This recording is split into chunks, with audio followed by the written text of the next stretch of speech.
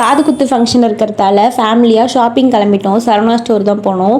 நானும் என் ஹஸ்பண்டும் பேபி செக்ஷனில் தான் நிறைய ஸ்பெண்ட் பண்ணிகிட்டு இருந்தோம்.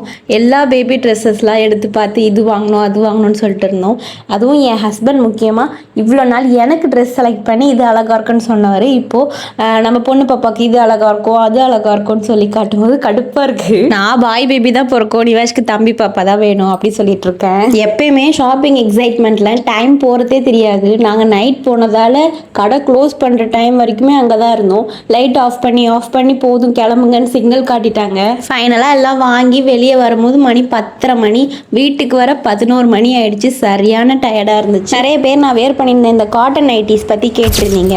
இவங்க பேஜில் தான் நான் இந்த 3 ட்ரெஸ்ஸுமே ஆர்டர் போட்டிருந்தேன். ரொம்ப அஃபோர்டபுள் ப்ரைஸில் தான் இருக்குது. 3 பீஸ் எடுத்திங்கன்னா உங்களுக்கு ஃப்ரீ ஷிப்பிங்கும் வந்துடும். மறக்காமல் உங்களுக்கு யூஸ்ஃபுல்லாக இருந்துச்சுன்னா இவங்க பேஜ் செக் அவுட் பண்ணி பாருங்கள்.